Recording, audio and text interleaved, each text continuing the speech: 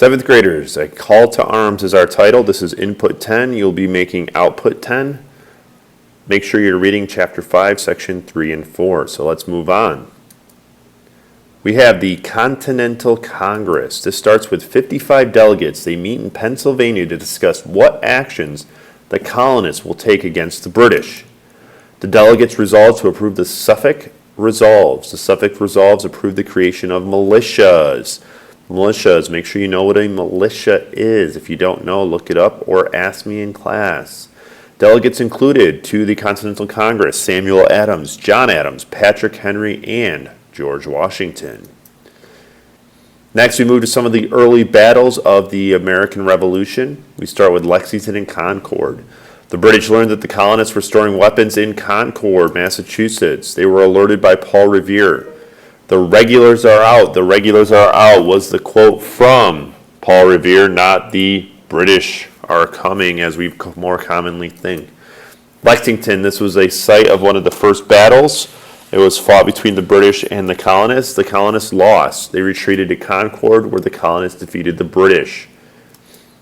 This is also known as the shot heard round the world, letting it known that the American colonists were willing to take on the British imperial power. This is a little battle map showing what happened on April 19, 1775, the troop moves, the battle victories between the two sides.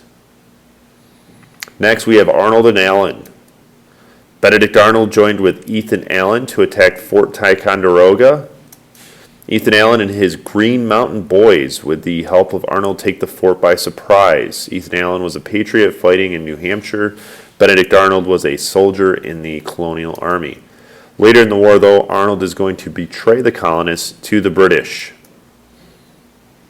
The First Battle of Bunker Hill takes place on June 16, 1775, located outside of Boston, Massachusetts. Colonel Prescott's men were running low on ammo and said, "Do not fire until you see the whites of their eyes." Pretty much, let them get close enough so you don't miss. So the British win the day, but lose 1,000 men during the fighting.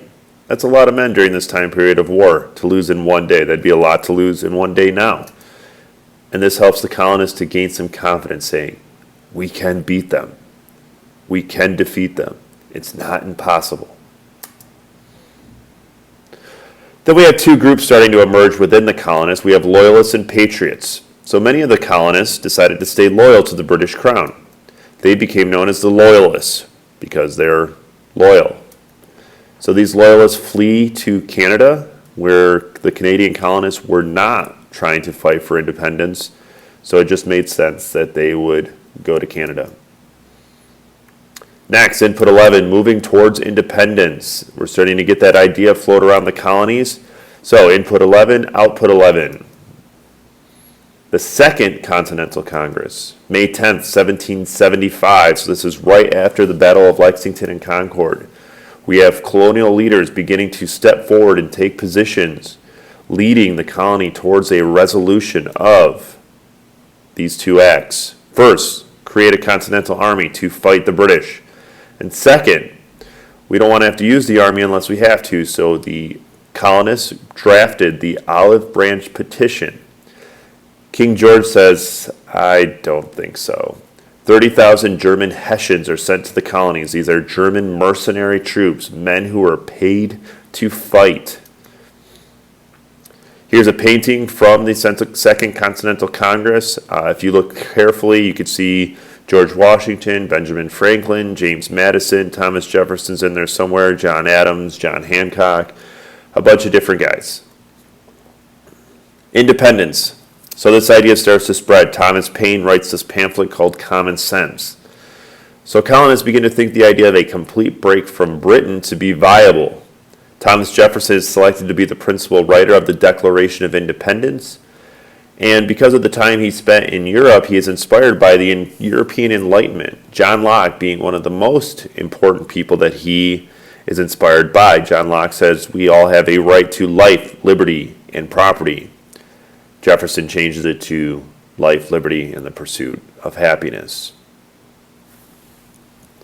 So in the Declaration of Independence, we have the beginning, the preamble, and the first part. When in the course of human events, it becomes necessary for one people to dissolve the political bands which have connected them with another, and to assume among the powers of the earth the separate and equal station to which the laws of nature and nature's God entitle them. A decent respect to the opinions of mankind required that they should declare the causes which impel them to this separation. We hold these truths to be self-evident, that all men are created equal, and they are endowed by their Creator with certain unalienable rights, that among these are life, liberty, and the pursuit of happiness. As you're writing that down, I want you to think about what those words mean, what they meant 230, 240 years ago, and what they mean in 2013.